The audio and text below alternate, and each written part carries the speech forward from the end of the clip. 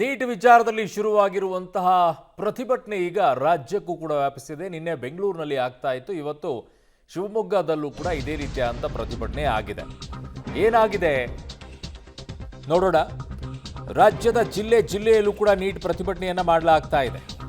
ಕಾಂಗ್ರೆಸ್ ಈ ಪ್ರತಿಭಟನೆಯನ್ನ ಮಾಡ್ತಾ ಇರೋದು ನೀಟ್ ಅಕ್ರಮವನ್ನ ವಿರೋಧಿಸಿ ಕಾಂಗ್ರೆಸ್ ಪ್ರತಿಭಟನೆಯನ್ನ ಮಾಡ್ತಾ ಇದೆ. ಶಿವಮೊಗ್ಗದಲ್ಲಿ ಬಿಜೆಪಿ ಕಚೇರಿ ಮುತ್ತಿಗೆಗೆ ಯತ್ನವನ್ನ ಮಾಡಿರೋದು.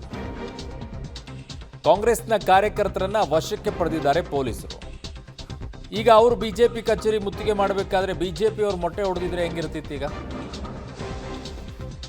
ಯಾರಿಗೇನು ಕಡಿಮೆ ಏನ್ರಿ, ಮೊಟ್ಟೆ ಏನು ಸಿಗಲ್ವಾ? ಎಲ್ಲರಿಗೂ ಸಿಗುತ್ತೆ ಮೊಟ್ಟೆ.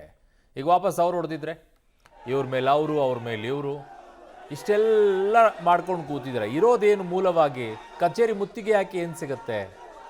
ಆಗಬೇಕಾಗಿರೋದು ಸತ್ತಿರುವಂಥ ಪಾಪ ವಿದ್ಯಾರ್ಥಿಗಳಿಗೆ ಪರಿಹಾರವನ್ನು ಕೊಡಬೇಕು ಆ ಕುಟುಂಬಕ್ಕೆ. ಧರ್ಮೇಂದ್ರ ಪ್ರಧಾನ್ ರಾಜೀನಾಮೆ ಈ ವಿಚಾರದಲ್ಲಿ ಆಗಬೇಕಾಗಿರುವಂಥ ಹೋರಾಟ. ಅದನ್ನು ಕಚೇರಿಗೆ ಮುತ್ತಿಗೆ ಹಾಕಿದೆ, ಮೊಟ್ಟೆ ತೊಗೊಂಡು ಹೊಡೆದೆ, ಅಲ್ಲೆಲ್ಲೋ ಆಜಾದಿ ಅಂತ ಕೂಗೋದು, ಕಾಶ್ಮೀರ ವಿಚಾರದಲ್ಲಿ ಮಾತನಾಡೋದು, ಅಲ್ಲಾ ವಿಚಾರದಲ್ಲಿ ಮಾತನಾಡೋದು, ಅಯೋಧ್ಯೆ ವಿಚಾರದಲ್ಲಿ ಮಾತನಾಡೋದು, ವಾಟ್ ನಾನ್ ಸೆನ್ಸ್ ಅಂತ ಅನಿಸ್ಬಿಡುತ್ತೆ.